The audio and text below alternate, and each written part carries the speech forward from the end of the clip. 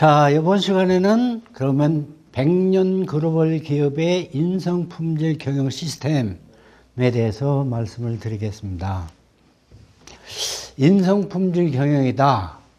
그러면은 그냥 말 그대로 사람의 성격을, 인성 품질을 혁신시켜 가지고 품질을 만족시키는 그런 제품을 만드는 시스템이라고 하겠습니다.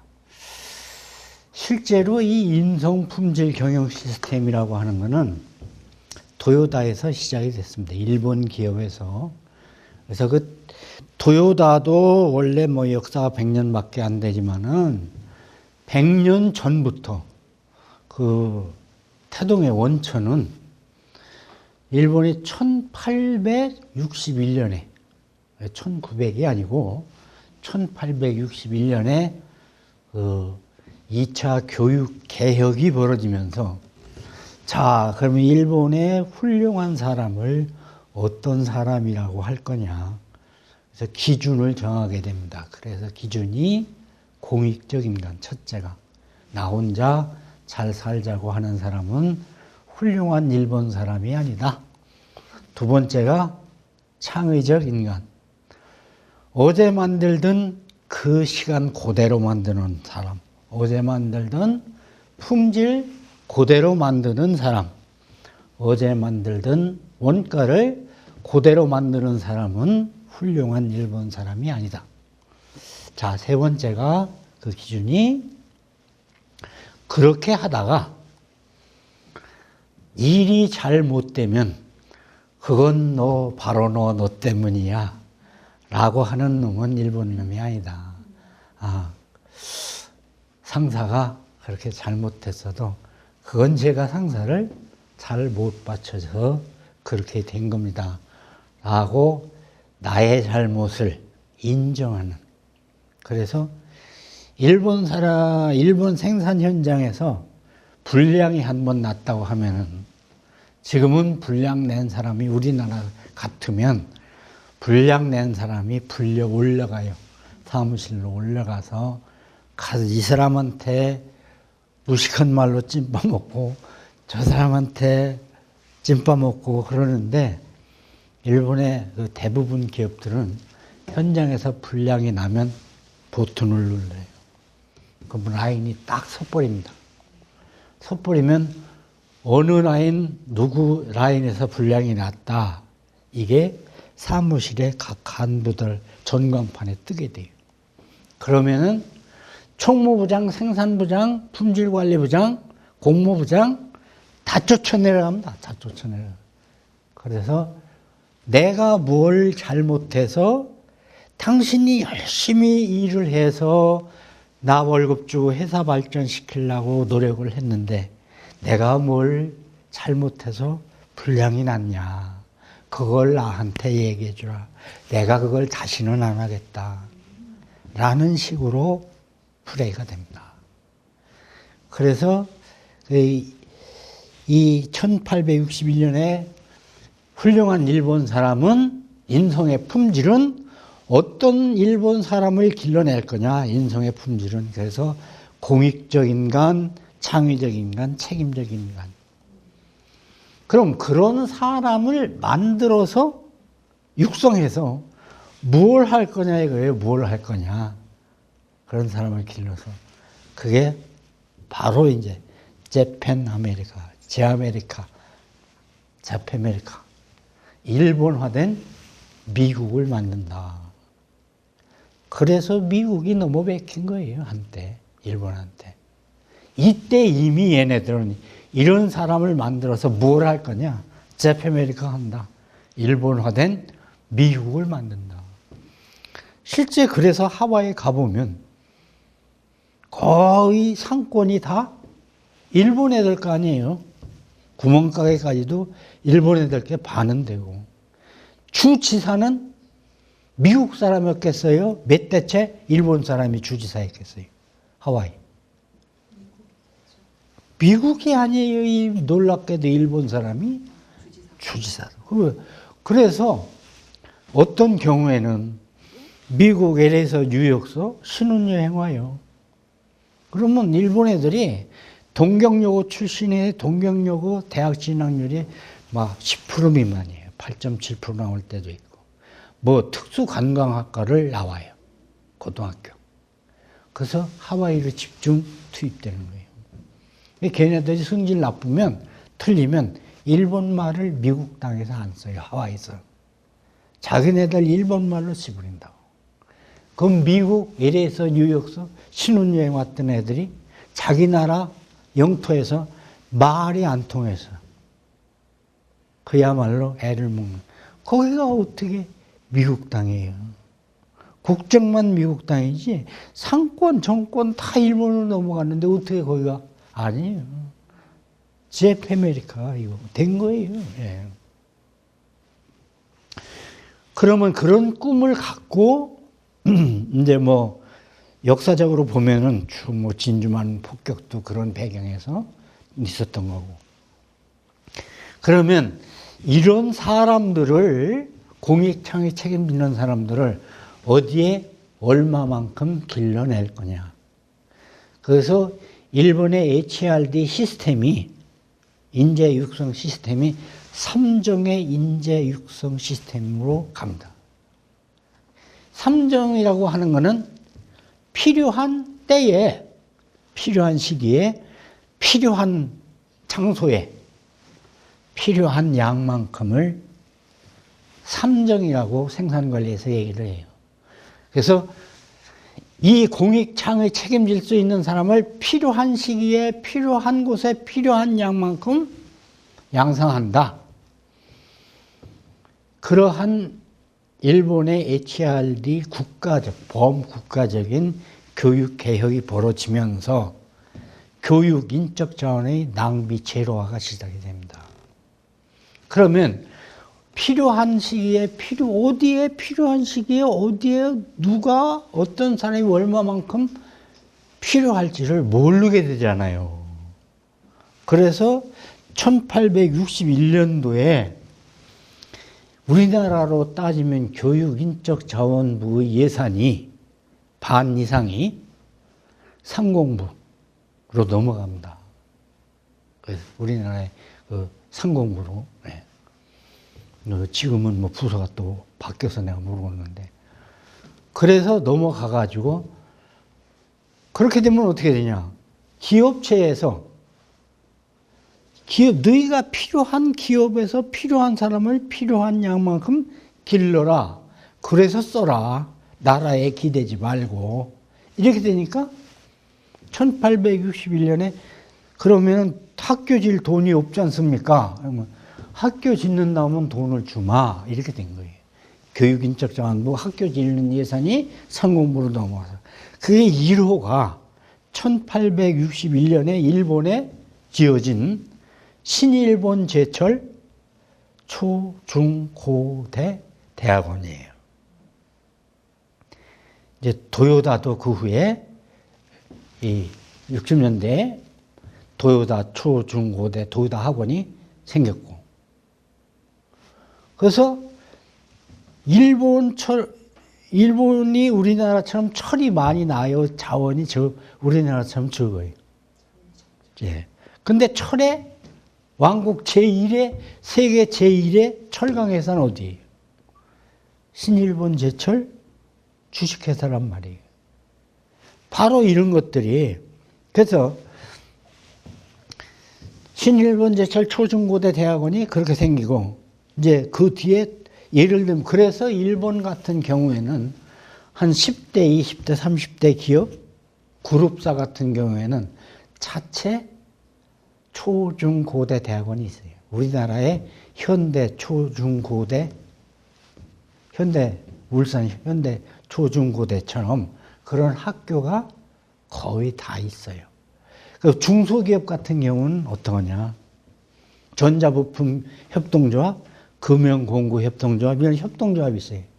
그런 협동조합에서 그런 인재들을 길러낼 수 있는, 필요한 곳에 필요한 사람을 필요한 양만큼만 딱딱 길러낼 수 있는 그런 제도를 도입을 해서 학교를 세워서 그렇게 육성을 하고 있는데, 여기서 중요한 건 뭐냐면,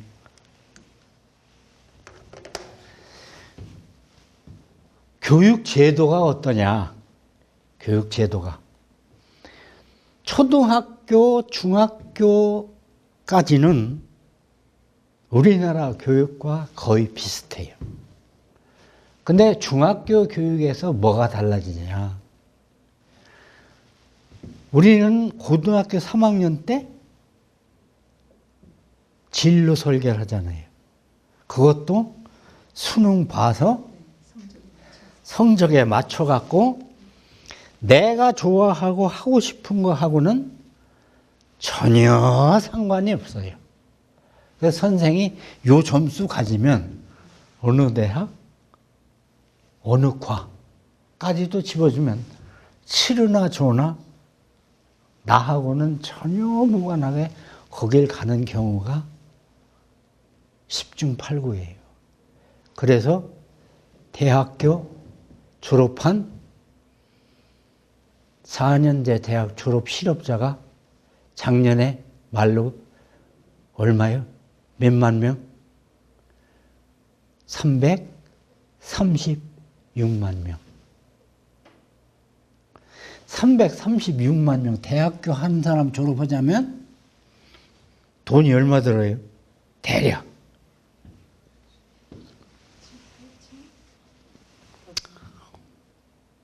그 먹고 사는 거 뭐 허걸 하면 한 1억 들겠죠. 1억 곱하기 336만 하면은 나는 이 머리가 나쁘고 안 돌아가요. 돈 액수가. 그렇게 헛교육비를 쏟아붓는 거예요. 어떻게 보면. 일본은 삼정의 인재 육성 시스템. 필요한 곳에 필요한 사람을 필요한 양만큼 기른다. 그래서 모자라서, 그래도 그렇게 하다 보니까 모자라는 사람은 IT 분야에 한국 사람들 따라오라고 끌어가잖아요. 그죠? 실업자가 하나도 없고, 우리나라 실업자는 336만 명. 이렇게 국력의 국가 품질 경영에 차이가 나는 거예요. 그래서 6학년 때 뭘 하냐? 아니죠. 중학교 때 진로 설계를 쉽게 얘기해서 한갑 때 네가 가장 이루고 싶은 모습, 잘할 수 있는 모습이 뭐냐? 이걸 설계를 해요. 중학교 3학년 때.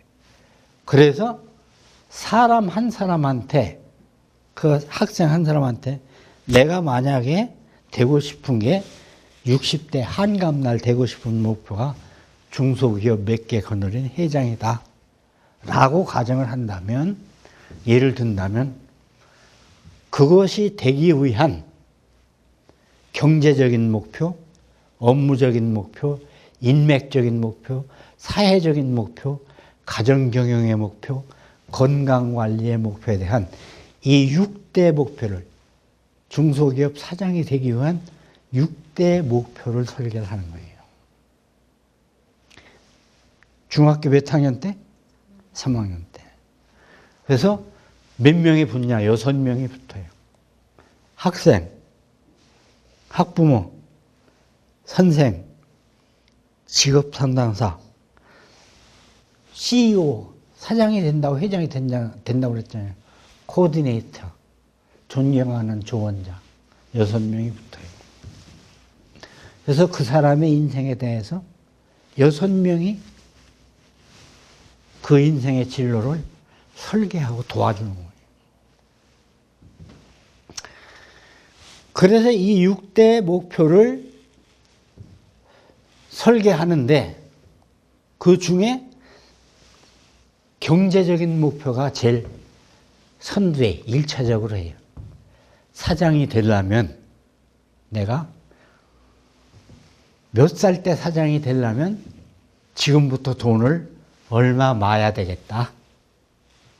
그래서 내가 중학교 졸업하고 고등학교 졸업, 대학교 졸업하고 취직해서 몇 살 때 결혼해서 애 낳고 결혼 생활 하면은 애 둘 낳고 애 둘이 대학교 갈 때면 내가 혼자 벌어서 부족할 테니까 그때는 대책은 어떻게 세워야 되나 이런 것까지도.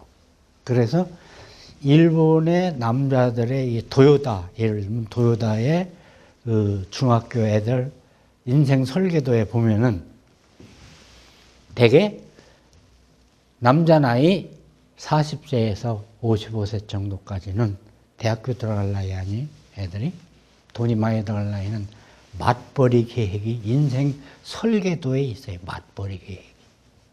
투잡 계획이. 맞벌이 계획이. 그래서 일본 여자들 생활 설계에도 보면 인생 설계에도 보면 대략 35에서 50 정도, 40에서 50 정도. 이 정도까지는 맞벌이 계획이 서 있어요. 왜? 남자 인생 설계도가 그렇게 돼 있으니까 여자가 안 따라가 줄 수가 없잖아. 그러면 그거를 사회에서 받아줘야 되잖아요. 국가에서 받아줘야 되잖아요. 그래서 일본이 그 도요다 그룹의 잭셀이라는 회사, 제가 컨설팅 회사를 보면은 쉽게 얘기해서 자르고 붙이고 조이고 닦고 구부리고 이렇게 하는 거, 이런 거는 일당 10만 원짜리 현장 직원들이 안 해요. 그런 일만 많아요. 많았다가 부인들이 아침 10시 애들 학교 보내고 유치원 보내고 10시에 통근차가 싹 돌아가고 10시 30분 해서 4시 반 딱까지 다닥닥 해치는 거예요. 그러면 그 주부들이 월급이 맞벌이니까 얼마냐? 4만, 우리나라 돈으로 4만 원 내지 4만 5천 원. 그래서 도요다가 시간당 생산성이 100만 원 한다면 현대자동차가 50만 원밖에 안 되는 이유가 일본 애들이 행동이 100배로 빨라서 아니에요. 그러한 구조적 노동의 유연성, 이런 시스템적으로 개인의 시스템, 개인 인생의 시스템, 회사의 시스템, 그 다음에 국가의 시스템. 이러니까 안 될 수가 없잖아요. 예. 경제적인 계획이 그렇게 세우고, 그 다음에 업무적인 계획. 그러면은 내가 사장이 되려고 한다면, 사장이 제일 빨리 되려고 한다면, 여기서 내 업무 계획이 나와요. 내가 제일 빨리 하는 놈이 돼야지. 내가 제일 품질 좋게 하는 놈이 돼야지. 내가 제일 싸게 하는 놈이 돼야지. 내가 제일 스마일, 세프티하게, 안전하게, 신나게 일하는 놈이 돼야지. 그래야 내 회사가 커서 회사가 하나 더 생길 적에 1등한 놈 너 사장해라 하지. 내가 꼴찌하면은 나 사장 시키겠어? 이게 계획이 나오는 거예요. 내가 하는 일을 제일 빠르게, 제일 좋게, 제일 싸게, 제일 신나게. 그렇기 때문에 공부를 하지 말라고 해도 할 수 있도록 돼 있어요. 시스템이. 그래서 시스템도 고등학교, 고교 때는 1, 2, 3학년 때, 고등학교 1학년 내가 사장이 된다고 그런다면 프레스반도 있고 용접반도 있고 조립반도 있다. 오전에는 해당 반에 프레스 작업반에 강의를 들어요. 작업 기술에 대해서. 오후에는 현장에 들어가는 거예요. 실제로 밟아보고 더 빨리 할 수 있나, 더 싸게 할 수 있나, 더 좋게 할 수 있나. 연구를 하는 거예요. 그러니까 강의하고 이론과 실무가 능한 사람이 되는 거예요. 고등학교 3학년 동안. 오후엔 현장 들어가다. 대학교 1학년, 2학년에는 경영관리 쪽으로, 주로 관리를 하는 쪽으로 오전에 강의 들어가고 오후에 그것도 실무 부서로 파견이 돼갖고 더 창의적으로 할 수 없는가, 더 빨리 할 수 없는가, 더 좋게 할 수 없는가, 더 싸게 할 수 없는가. 그런 현장에 들어가서 일을 하는 것도 그렇게 실습을 한다고 말이에요. 3, 4학년 때는 여기서 고등학교 1학년, 2학년, 3학년, 대학교 1학년, 2학년 실습비가 있잖아요. 오후에. 비축해 둔 돈이 있어요. 5년 동안. 거기서 20명 한 클래스라면 10명, 50%는 해외로 내쫓아요. 5년 동안 비축해놓은 실습비, 못 가는 사람 실습비. 공익인간이니까 공익을 위해서는 자기가 희생하니까 미련 없이 던져요. 부족 오는 거, 더 부족 오면 학교에서 대주고. 그래서 너가 세계 지구촌에서 네 분야에서 가장 잘한다고 하는 유명한 세계 기관에 가서 네가 공부를 해갖고 거기서 세계 특허를 서너 개씩 따갖고 들어와라. 그래야 너를 인정해준다. 그래서 특허면 일본 애들한테 한 10여 년 전만 해도 삼성이 일본 애들한테 특허에 휘말려갖고 잦은 싸움에서 돈을 뺏기던 게 세계 특허를 갖고 들어와서 그 애들이 소니에 또는 도요타에 수뇌부를 하고 있다고 말이에요. 그래서 세계 1등의 기업이 생기고 도요타 같은 경우에 엄청난 쓰나미 때문에 공급망이 다 끊어졌었잖아요. 엊그저께 또 지진 때문에 또 쑥대밭 했잖아요. 그 미국 또 국회까지 끌려가갖고 사장이 끌려가가지고 청문회에 서갖고 그 망신 나하고 그렇게 투디를 맞고 중국과 영토 분쟁에서 중국을 비롯한 사회주의 국가가 일본 도요타 거 쓰지 말자고 그렇게 두드려 팼어도 미국이 그렇게 두드려 팼어도 공급망이 그렇게 무너졌어도 1년 8개월 만에 다시 세계의 시장을 역전 등극한 도요타의 저력이 이래서 나온 거예요. 이래서. 도요타의 품질경이 이래서 나온 거예요. 그래서 그 다음에는 업무적인 게, 그 다음에 인맥 관리의 게, 사람을 많이 알아야 되겠죠. 네. 그래서 예를 들면은 올해는 내가 세무사하고 친해져, 세무회계사하고 친해지는 해다.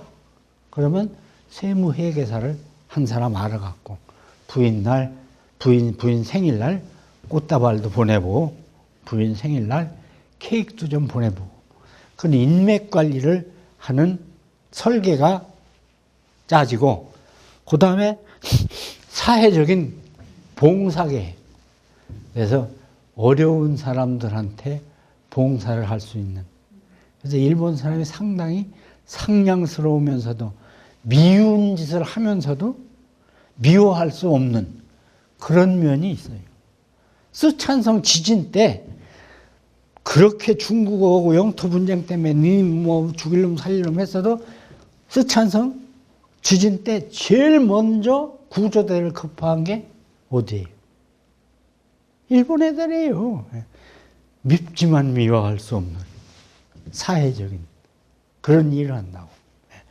가정 경영에 그래서 먹는 거에서부터 가정을 어떻게 경영할 거냐.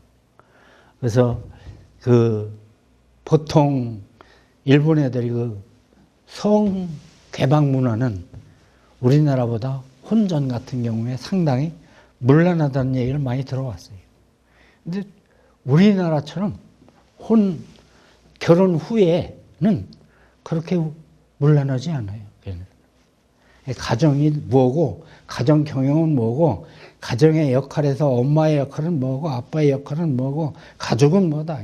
이런 것부터 배우고, 기본부터 배우기 때문에 한번 공동체 의식의 그런 기본 교육이 되어 있기 때문에 그 목욕하는 걸 봐도 우리나라는 다 엄마, 아빠, 아들, 딸 다 따르잖아요. 걔네들은 그 목욕 문화, 온천 문화 같은 게 상당히 발달되어 있거든요. 저녁에 저럴 때 딱 퇴근하면은 물 하나 받아 놓으면 아빠 제일 먼저 들어가고, 나오면 버리지 않고 엄마 들어가고, 또 나오면 아들 들어가고, 나오면 딸 들어가고, 샤워는 따로 해도, 그 온통, 온욕, 그 통만은 한 번에 다 그렇게 하는 가정 경영의 계획. 그래서 가정이 우리나라처럼 돈 못 벌어서 마누라한테 쫓겨나는 남편이 많은 나라가 아니에요. 덜 쫓겨나야 된다. 건강관리의 계획. 그래서 얘네들은 기준이 있어도 기준이 딱 먹을 만큼, 쌀에는 쌀눈에 66%가 들어있으니까 쌀눈 달릴 눈을 반반 섞어 먹으면 양을 반 먹어도 되겠구나. 그래서 일본에 처음 가면은 걔네들 밥 먹는 거 따라서 먹다 보면 배가 고파갖고 굶어 죽을 것 같은 그런 게 있는 게, 근데 영양적으로는 걔네들이 실리를 챙긴단 말이에요. 예. 그래서 세계에서 가장 여자가 오래 사는 나라가 또 일본이기도 해요. 예. 그래서 이런 시스템을 갖고 이제 이 우리나라와 문화가 비슷한 일본이 이런 시스템을 거쳐갖고 품질 경영 시스템을 갖춰가고 있다. 자, 다음은 그러면은 그런 그 시스템을 어떻게 해서 어떤 걸 가지고 어디에 어떻게 적용을 해가지고 성공을 시켰느냐. 그래서 세계재패 38MC 분량 한계 극복 시스템, 요거에 대해서 6번째 강의를 드리겠습니다.